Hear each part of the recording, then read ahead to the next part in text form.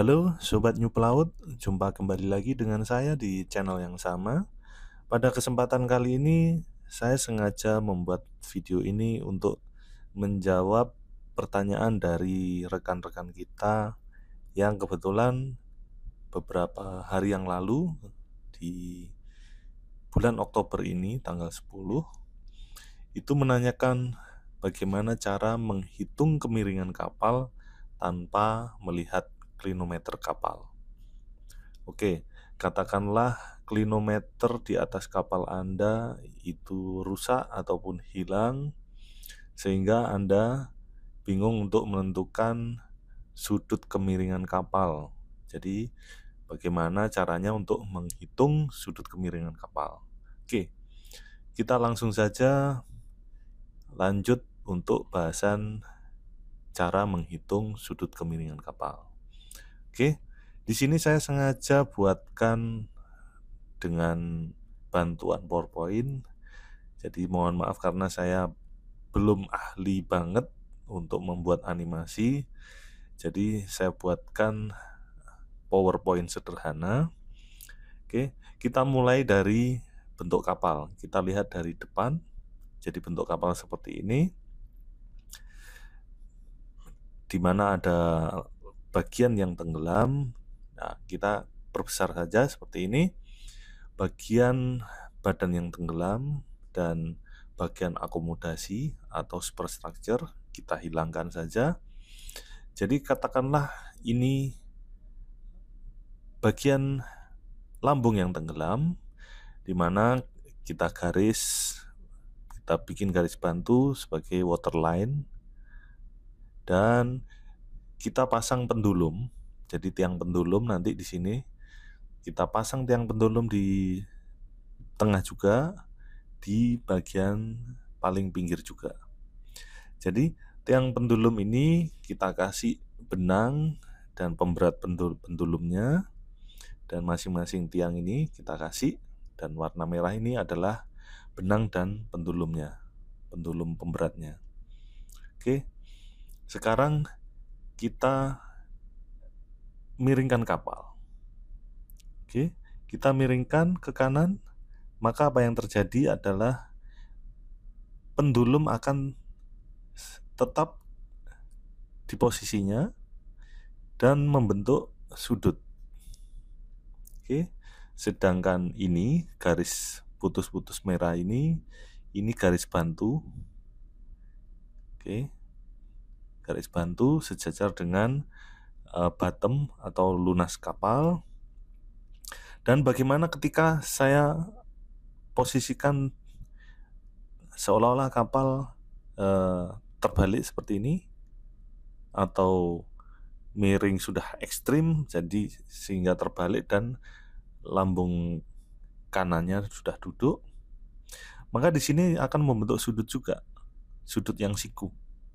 Oke, Anda lihat di bagian titik-titik merah ini, garis merah yang putus-putus. Begitu juga di pendulum, benang pendulum dan tiang pendulum itu akan membentuk garis siku. Oke, kita kembalikan, berarti sudut yang dibentuk oleh pendulum tadi itu juga mewakili sudut yang dibentuk antara garis air dengan garis putus merah ini. Jadi di sini ada sudut yang warna hijau ini. Sudut ini akan sama dengan sudut yang dibentuk antara pendulum dengan tiang. Jadi Anda perhatikan tiga-tiganya itu sudutnya sama. Oke, sekarang saya imajinasikan, saya ajak Anda berimajinasi, saya hilangkan pendulum di atas ini. Katakanlah pendulumnya rusak ataupun lepas, sehingga Anda bingung untuk menentukan sudut kemiringannya. Maka sudut yang hijau ini itu mewakili dari pendulum tadi. Oke, sekarang ini saya pertegas, saya ambil segitiganya saja. Oke, di sini masih ada sudutnya, dan saya buang untuk gambar sosok kapalnya. Kita ambil nanti segitiganya, dan di sini saya akan mulai birukan backgroundnya. lalu saya geser. Oke, saya geser ke atas. Anda perhatikan, saya posisikan seperti halnya saat kita waktu SMP dan SMA. Jadi di sini ada sudut siku. Jika Anda perhatikan, di sini ada sudut siku dan ini ada sudut warna hijau. Di sini ada penegak depan dan ini bagian alas dan ada sisi miring. Oke, katakanlah bagian depan yang tegak ini depan dari sudut yang hijau ini. Katakanlah sudut hijau adalah sudut theta ataupun alfa. Oke, kita kasih nama sudut alfa saja. Di depan sudut alfa adalah tiang penegaknya ini, kita kasih nama A. Sedangkan alas bawahnya itu diberi nama B. Sedangkan untuk sisi miringnya ini kita beri nama C. Oke, di sini kita kembali masa-masa waktu kita SMP dan SMA. Kita terapkan rumus nantinya Pythagoras dan trigonometri. Oke. Sekarang kita kembali ke flashback masa-masa sekolah SMP dan SMA. Di sini membentuk segitiga. Maka di dalam hukum Pythagoras itu berlaku hukum di mana rumus dalam hukumnya tadi nilai C kuadrat itu sama dengan nilai A kuadrat plus B kuadrat. Oke. Di situ hukumnya. Dan nanti di trigonometri itu rumus yang digunakan untuk mencari sudut yang alfa ini, yang hijau ini, kita bisa mencarinya menggunakan rumus sin bisa, rumus cos bisa, dan rumus tangen pun bisa. Oke, sekarang kita menggunakan rumus sin.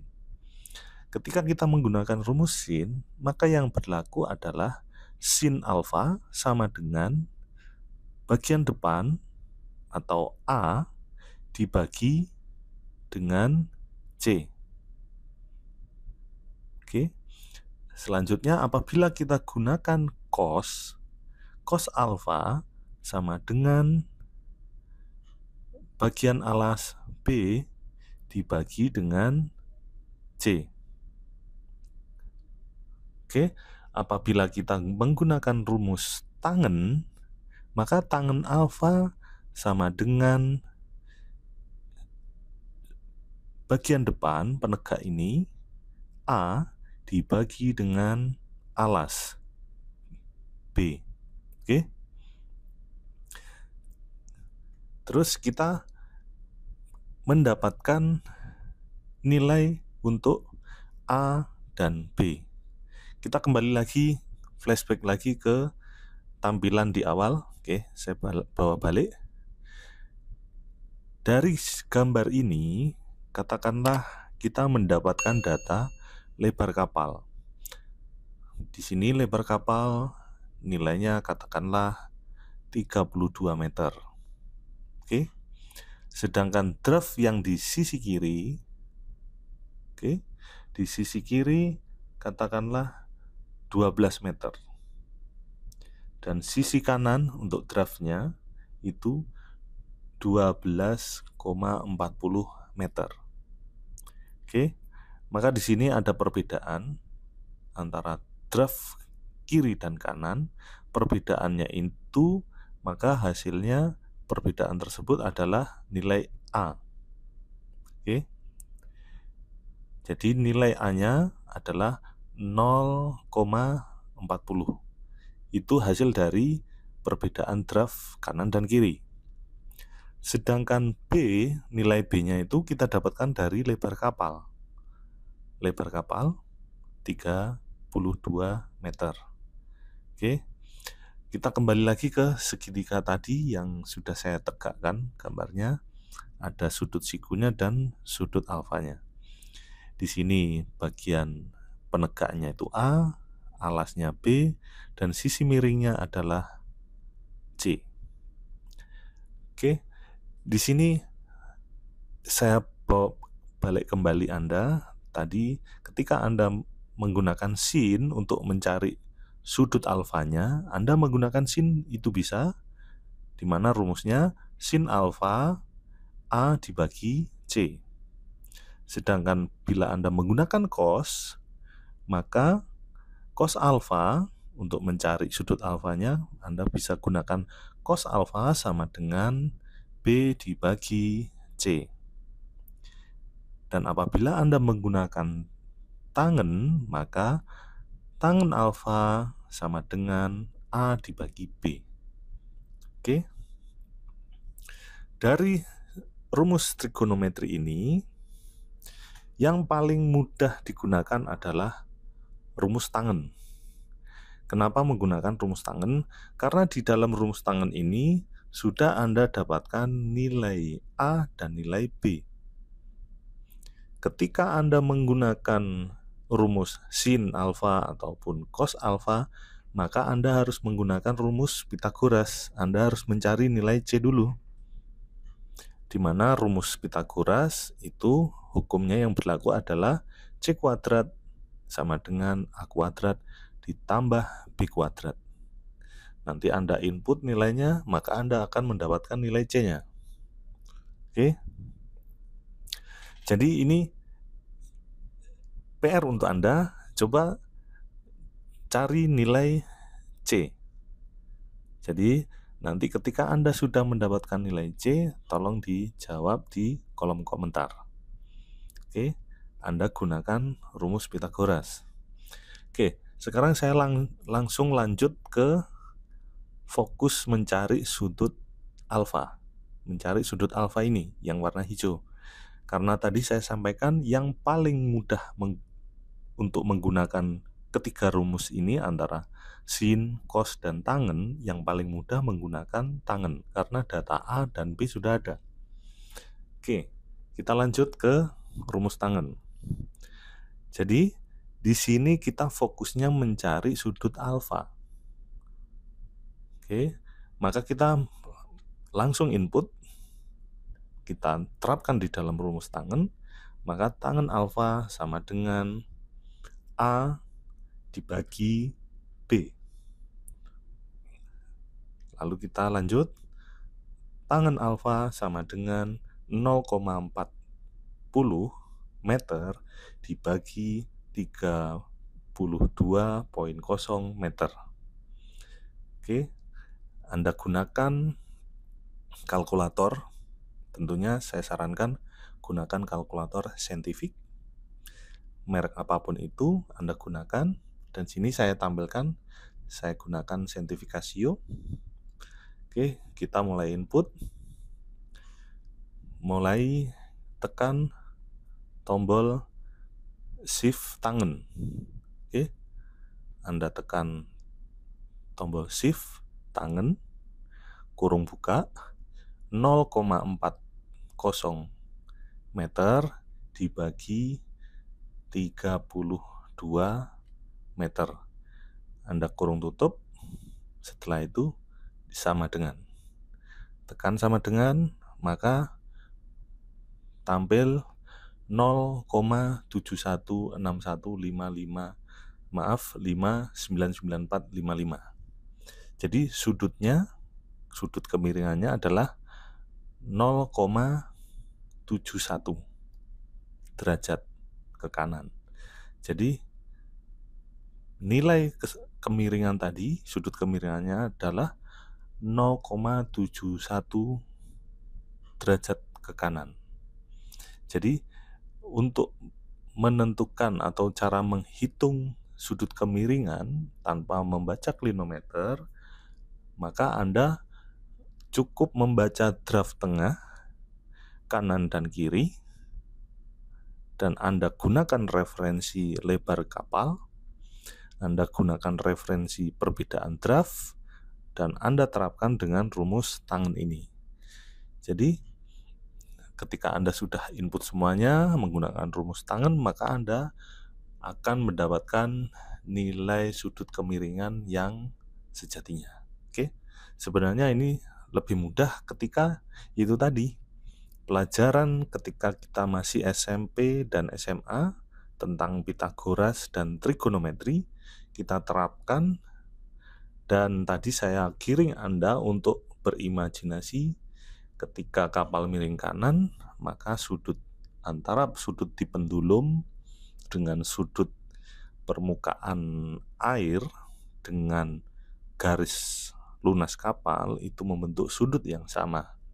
Oke, semoga apa yang saya sampaikan ini dan apa yang saya gambarkan tadi dengan PowerPoint yang sederhana, karena saya belum menguasai animasi, semoga Anda bisa menangkap poin dan maksud apa yang saya sampaikan dan bisa bermanfaat untuk Anda di atas kapal, tentunya bagi Anda yang pemula, junior officer maupun adik-adik kadet pelayaran yang masih masa belajar serta pelaut pemula yang masih belajar. Oke.